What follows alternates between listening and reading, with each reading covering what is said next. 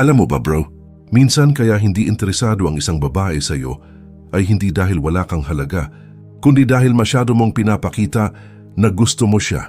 Ang sikreto, huwag mong habulin. Ang totoong paraan para maghabol ang babae ay hindi sa pamamagitan ng effort na sobra, kundi sa pamamagitan ng tamang mindset at kilos na magpapaalala sa kanya na ikaw ang catch. Kadalasan, kapag ang isang lalaki ay ramdam na hindi interesado ang babae, instinct niya ay gawin ang lahat para makuha ang atensyon nito. Mag-chat lagi, magpakabait sobra, magbigay ng regalo, o kaya naman maghintay ng oras para mapansin. Pero bro, tandaan mo ito. Ang sobrang effort ay hindi laging nakakakuha ng interes. Sa totoo lang, madalas ito pa ang dahilan kung bakit lalo siyang lumalayo. Sa video na ito, ituturo ko sa iyo ang mga mindset at kilos na dapat mong gawin kapag nararamdaman mong hindi interesado ang babae. Hindi ito manipulative, hindi rin ito laro-laro. Ang approach na ito ay nakabase sa psychology at sa principles ng Stoicism. Kasi kung may isang bagay na hindi mo dapat ibigay ng sobra, yun ay ang validation. Ngayon hatiin natin ito sa ilang malalalim na punto. Siguraduhin mong makikinig ka hanggang dulo kasi baka dito mo lang marirealize kung bakit hindi effective ang strategy na ginagawa mo dati. Move 1. Tigilan ang habulan. Ibalik ang focus sa sarili. Bro, ito ang unang bagay na kailangan mong tandaan kapag ramdam mong hindi interesado ang babae. Huwag kang habol ng habol. Alam ko, madali lang sabihin pero mahirap gawin lalo na kung gusto mo talaga siya.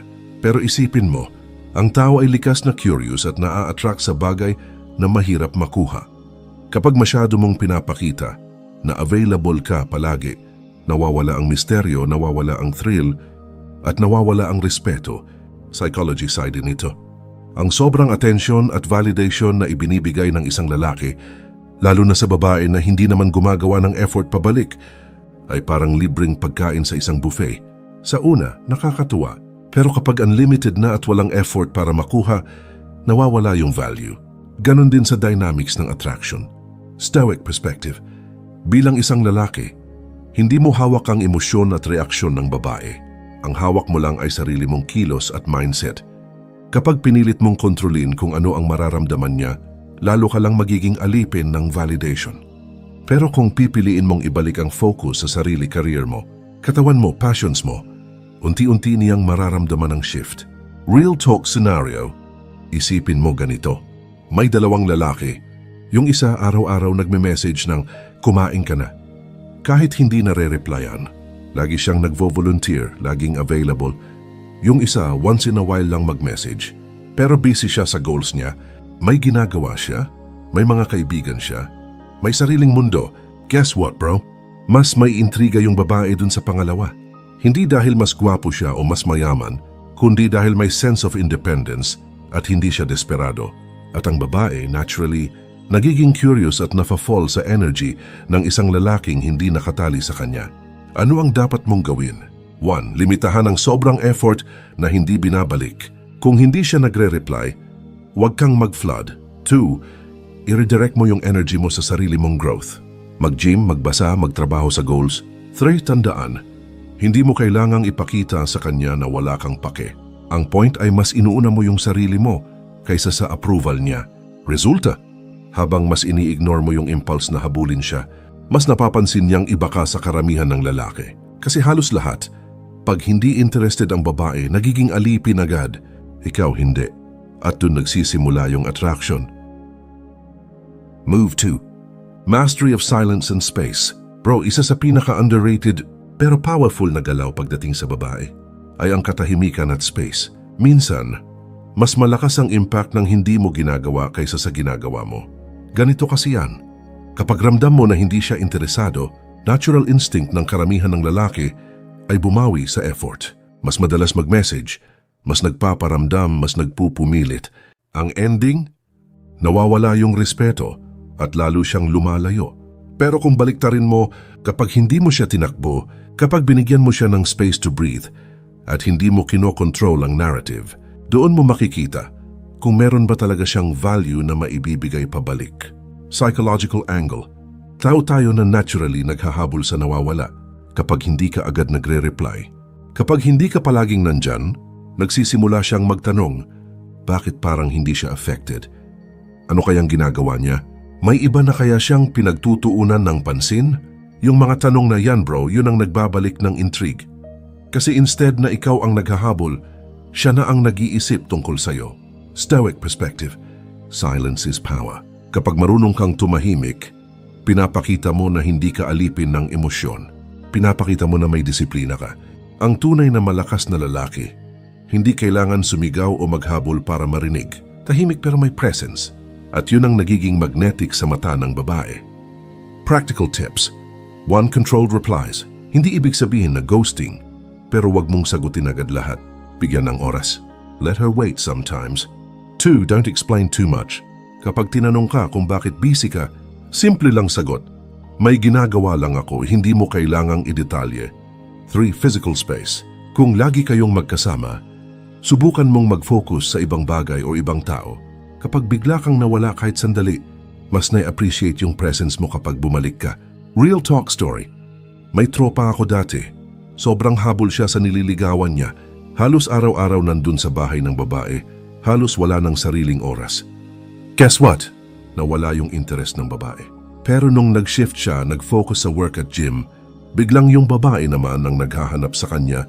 Bakit? Kasi nagkaroon ng imbalance. Biglang may silence at space na nagbigay ng mystery. Resulta, kapag natutunan mong i-master ang silence at space, hindi lang babae ang maa-attract sa'yo. Pati ibang tao mapapansin na may respeto ka sa sarili mo. At sa dynamics ng attraction, yun ang nagiging game changer. Move 3. Build unshakable confidence. Bro, kung may isa lang akong pipiliin na pinaka-turning point sa buhay ng isang lalaki pagdating sa babae, yun yung confidence. Hindi yung fake na yabang, hindi yung pilit na pagpapakita ng tapang, kundi yung tahimik na kumpiyansa na nakaugat sa loob. Ganito kasi yan. Kapag nararamdaman ng babae na hindi ka sigurado sa sarili mo, kahit anong effort mo, kahit gaano ka ka-sweet, wala. Kasi ang babae naturally humahanap ng leader, ng matatag, ng lalaki na kaya niyang pagkatiwalaan emotionally. Kung ikaw mismo alanganin, paano siya magiging sigurado? Difference between confidence and arrogance. Confidence is calm. Alam mong kaya mong dalhin sarili mo kahit saan. Arrogance is noisy. Parang kailangan laging ipagyabang. Ang babae madaling makabasa niyan at mas na-attract sila sa lalaki na hindi kailangang ipagsigawan ang worth niya. Stoic angle. Sabi ng mga Stoic, the man who conquers himself is greater than he who conquers 1,000 men in battle. Kumbaga, ang tunay na confidence hindi nakadepende sa likes, sa approval ng iba o sa babae mismo. Ang lakas mo nanggagaling sa discipline, sa values at sa pagkakilala mo sa sarili mo. Practical tips to build confidence. 1. Body language. Tumayo ng diretso. Ayusin ang postura at wag laging nakayuko sa phone. Kahit simpleng galaw, nagpapakita ng presence. 2. Voice control. Hindi kailangang malakas, pero dapat steady. Yung tipong may bigat pag nagsalita ka. Hindi yung parang laging nag-a-apologize. 3. Pursue mastery. Kapag meron kang skill na pinapanday mo career fitness, hobby, doon nang gagaling ang natural na confidence. Hindi mo kailangang ipagyabang ramdam ng iba. 4. Detach from outcome. Hindi lahat ng babae magugustuhan ka at that's fine. Kapag tanggap mo to, nagiging mas relaxed ka. At ironically, dun sila mas na-attract. Real talk scenario. Isipin mo may dalawang lalaki. Yung isa, sobrang effort. Binibigay lahat sa babae.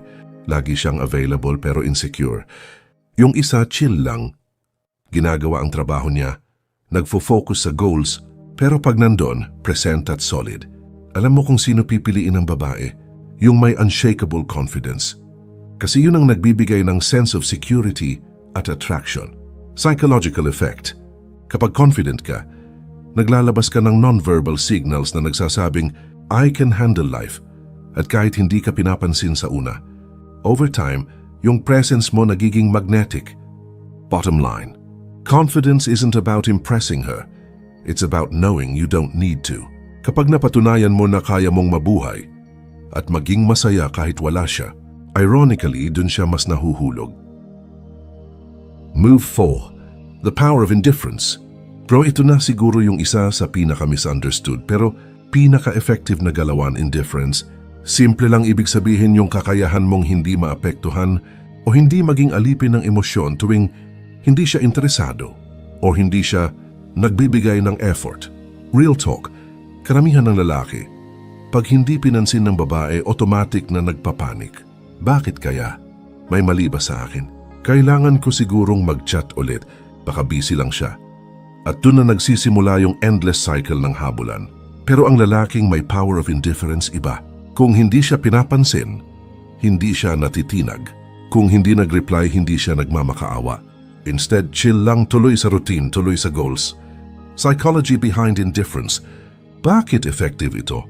Kasi yung indifference, hindi coldness. Hindi mo siya inaaway, hindi ka rude. Pero pinapakita mo na ang value mo, hindi nakatali sa kanya. At once na maramdaman ng babae na hindi ka desperado, nagkakaroon ng curiosity at respect. Kumbaga parang may energy na nagsasabing, gusto kita. Oh, pero hindi mo hawak ang mundo ko. Stoic wisdom. Ang mga stoic laging nagtuturo ng detachment. Hindi mo hawak ang emosyon ng iba, ang sitwasyon o kung gugustuhin ka ba niya. Ang hawak mo lang, sarili mong kilos at reaksyon, kaya kung pipiliin mong maging indifferent sa rejection o cold treatment, panalo ka. Kasi hindi mo hinayaan na sirain ng external events ang internal peace mo. Practical ways to practice indifference. 1. Stop over-texting. Kung hindi nag-reply, huwag kang magpadala ng 10 follow-up. Mas okay pa nga na hayaan mo siyang mag-initiate minsan. 2. Maintain your routine. Kung may gym ka, may trabaho, may passion project, huwag mong i-drop lahat para lang mag-adjust sa kanya. 3. Detach from outcome. Kahit mawala siya, kaya mong magpatuloy. 4. Respond, don't react. Kung bigla siyang nag-ignore, huwag mong sabayan ng rant. Chill lang. Sagutin kung nagparamdam pero huwag overhype. Real talk scenario. Isipin mo may babae na sinubok kang i-test. Hindi siya nag-reply ng 3 araw. Yung insecure na lalaki, malulugi, magfa-flood ng chat, tatawag pa o worse, magagalit. Pero yung indifferent guy, tuloy lang sa buhay. Pagbalik ng babae, parang walang issue. And guess what? Mas maiengganyo siya sa taong hindi bumigay sa test niya. Psychological effect on women. Indifference creates mystery. Kapag hindi nila makita na natitinag ka, nagsisimula silang magtanong, ano bang meron sa kanya? Bakit hindi siya affected? At sa paghahanap nila ng sagot, mas lalong lumalalim ang attraction. Bottom line, indifference isn't about not caring at all. It's about caring in the right measure. Gusto mo siya pero hindi ka alipin ng desire mo. At yan bro, isa sa pinakamalakas na paraan para baligtarin ang sitwasyon. Move 5. The aura of mystery. Bro, kung may isa pang killer move na hindi mo pwedeng balewalain, ito yung mystery. Alam mo kung bakit? Kasi lahat ng tao, lalo na babae, naturally curious. At once na hindi ka nila mabasa ng buo, lalo silang naiengganyo na alamin pa kung sino ka talaga. Real talk muna. Karamihan ng lalaki, sobrang open book. Lahat sinasabi, lahat dinidetalye kung saan pupunta, sino kasama, anong ginagawa. Sa una, mukhang honest at sweet. Pero over time, nawawala yung excitement kasi wala nang bago, wala nang thrill. Ang babaeng naintriga ay yung babaeng nagtataka, ano kayang nasa isip niya? Bakit parang hindi ko siya fully makilala? Psychology behind mystery. Mystery works because it activates the imagination. Kapag hindi mo agad binigay lahat ng impormasyon tungkol sa'yo, siya na mismo ang mag-iisip. At guess what? Madalas, yung imagination niya mas malakas pa kaysa sa reality. Yun ang dahilan kung bakit mas na-excite siya. Mas na-hook siya kasi hindi ka predictable. Stoic perspective. Sa Stoicism, may tinatawag na self-mastery at discretion. Hindi lahat ng bagay ay dapat ilabas. Ang marunong magtago ng ilang bahagi ng sarili, hindi para mangloko, kundi para protektahan ang sariling essence. Ganito rin sa babae. Ang lalaking may mystery, parang libro na hindi mo agad maubos basahin. Lagi kang babalik kasi laging may bago kang nadidiskubre. Practical ways to build mystery. 1. Don't overshare. Kapag may tinanong siya, sagutin mo pero huwag mong idetalye ng sobra. Leave some gaps. 2. Have your own world. Yung tipong may hobbies ka. May ginagawa ka na hindi niya alam lahat. Para may mga bagay na gradually lang niyang madidiskubre. 3. Be unpredictable. Hindi ibig sabihin maglaro ka, kundi huwag kang sobrang routine. Surprise her in ways she doesn't expect. 4. Guard your emotions. Hindi kailangan lahat ng nararamdaman mo i-broadcast. Ang control at subtlety mismo nagdadagdag sa aura mo. Story time. May kakilala ako. Hindi siya gwapo pero laging tinatanong ng mga babae, ano bang meron sa kanya? Bakit? Kasi hindi siya madaling basahin. Hindi siya agad nag-open up ng sobrang personal details. Pero kapag nag-share siya, laging malalim at may sense. Yun ang nagbigay sa kanya ng mysterious charm na parang nakaka-addict. Effect on attraction. Mystery creates chase.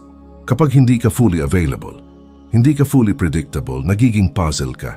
At alam mo naman ang nature ng tao, gusto laging masolve ang puzzle. Kaya habang mas marami siyang iniisip tungkol sa'yo, mas lalo siyang nai-engage emotionally. Bottom line, kung gusto mong babae ang maghabol sa'yo, huwag mong ibigay lahat agad. Let her discover you little by little. Kasi sa dulo, bro, mystery is not about hiding. It's about keeping her excited to know more about you. Bro, kung umabot ka dito sa dulo ng video, ibig sabihin lang nun may nakuha ka talaga. Kasi aminin natin, hindi lahat ng lalaki may patience para makinig ng ganito kahabang usapan. Pero ikaw, nanatili ka hanggang dulo.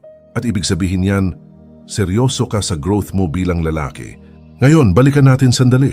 Pinag-usapan natin yung 7 galawan na pwedeng magbaligtad ng sitwasyon kahit pa sa una hindi siya interesado. Nandyan yung mastery of self-respect, silence and space, unshakable confidence, indifference, purpose, emotional control, at syempre yung aura of mystery. Lahat ng yan hindi instant magic trick. Hindi ito tungkol sa panluloko. Hindi ito tungkol sa manipulation. Ito ay tungkol sa pagbuo ng sarili mong masculine frame. Isang presensya na natural na, hinahabol at nirerespeto ng babae. Kaya kung may isang bagay na gusto kong tandaan mo, bro, ito yon. Lahat ng galawan na to, nagsisimula sa'yo. Walang shortcut, walang sikreto na magic line o pick-up trick. Ang tunay na power, nasa disiplina, mindset at consistency mo. At kung nagustuhan mo yung breakdown natin dito, gawin mo akong pabor. I-like mo itong video, mag-subscribe ka sa channel at ihit mo yung notification bell. Bakit? Kasi dito, bro, hindi lang tayo nag-uusap tungkol sa babae. Nag-uusap tayo tungkol sa philosophy, sa stoicism, sa psychology ng attraction, at sa pagiging high-value man. Kung gusto mong patuloy na matuto ng ganitong klaseng insights yung hindi lang pampakilig, kundi pangbuo ng character at mindset, dapat lagi kang updated. At kung may tropa ka na alam mong makikinabang dito, i-share mo rin sa kanya. Malay mo, siya yung nangangailangan ng ganitong payo ngayon. At syempre, gusto ko ring marinig ang thoughts mo. Anong move ang pinakatumama sa'yo? Ano sa tingin mo yung kailangan mong i-apply agad sa buhay mo? I-comment mo sa baba. Hindi lang para sa akin, kundi para makatulong din sa ibang lalaking makakabasa ng comment mo. So again bro, maraming salamat sa oras at tiwala. Tandaan mo, ang tunay na lalaki hindi naghahabol, siya ang hinahabol. At kung kaya mong i-master yung mga prinactice natin dito, hindi lang babae ang maghahanap sa iyo pati opportunities, respeto at success mismo, kusa silang lalapit sa iyo. Kita-kits tayo sa susunod na video. Stay disciplined, stay grounded, at huwag mong kalimutang laging piliin ang sarili mo.